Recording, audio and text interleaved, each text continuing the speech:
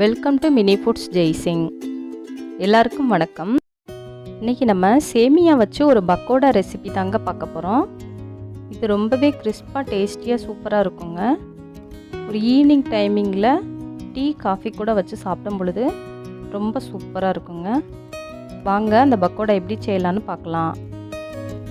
இப்போ ஒரு பாத்திரத்தில் 1 கப் அளவுக்கு வறுத்த சேமியா எடுத்துக்கிறேங்க. நார்மல் சேமியா வறுந்துச்சுன்னா கொஞ்சமாக நெய் போட்டு வறுத்து எடுத்துக்கோங்க. அதே கப்பால் 1/2 கப் அளவுக்கு நல்ல தயிர், கட்டி தயிர் ஆட் பண்ணிக்கிறேங்க. இப்போ அந்த சேமியாவோட எல்லா பகுதியிலையும் இந்த தயிர் படுற மாதிரி நல்லா கலந்து விட்டுக்கலாம். நம்ம எந்த கப்பால் தயிர் அளந்தோமோ அதே கப்பால் 1/4 கப் அளவுக்கு தண்ணி ஆட் பண்ணிக்கலாம். அப்போ தான் அந்த சேமியா கொஞ்சம் நல்லா ஊறி வரும்.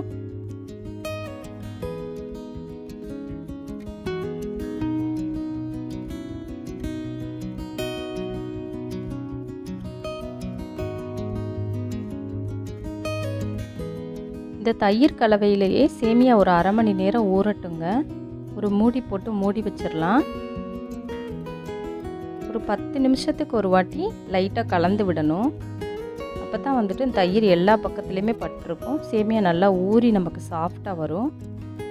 பக்கோடா போடும் பொழுது நல்லா கிறிஸ்பாக இருக்குங்க பக்கோடா.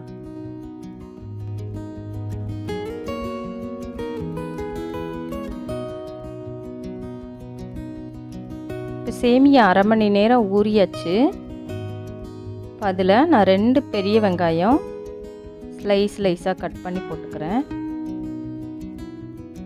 2 பச்சை மிளகா, கொஞ்சமாக கருவேப்பிலை, கொஞ்சம் கொத்தமல்லி சின்னதாக நறுக்குனது எல்லாத்தையும் இதில் சேர்த்துடலாம். தேவையான அளவு உப்பு ஆட் பண்ணிக்கோங்க. 1/2 ஸ்பூன் சோம்பு ஆட் பண்ணிக்கோங்க.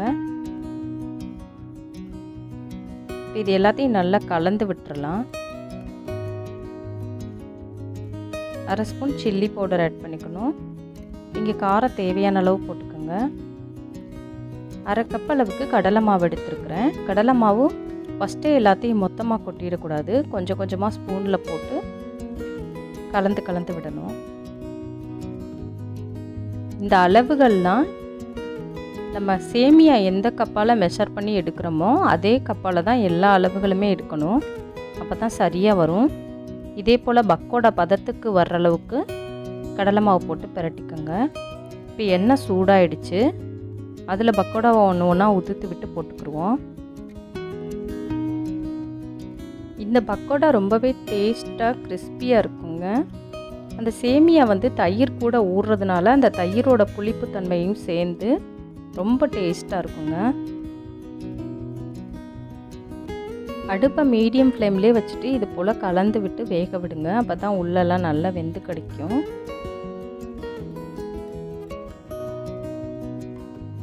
பக்கோடா நல்லாவே வெந்துருச்சு. இந்த அளவுக்கு கலர் சேஞ்ச் ஆனால் போதுங்க. நல்லா வெந்துருச்சு.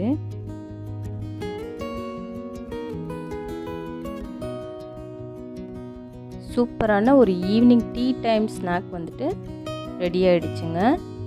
ரொம்பவே கிறிஸ்பியாக டேஸ்டியாக இருக்கும். டீ அல்லது காஃபி கூட வச்சு டேஸ்ட் பண்ணி பாருங்கள். இந்த வீடியோ உங்களுக்கு பிடிச்சிச்சின்னா லைக் பண்ணுங்கள், கமெண்ட் பண்ணுங்கள், ஷேர் பண்ணுங்கள். இது வரைக்கும் நம்ம mini foods Jaisingh channel subscribe பண்ணாதவங்க சப்ஸ்கிரைப் பண்ணி வச்சுக்கோங்க. பக்கத்தில் இருக்கிற பெல் ஐக்கான் ப்ரெஸ் பண்ணுங்கள். அப்போ தான் நான் போடுற எல்லா வீடியோவோட நோட்டிஃபிகேஷனும் உங்களுக்கு வரும். தேங்க்ஸ் ஃபார் வாட்சிங்.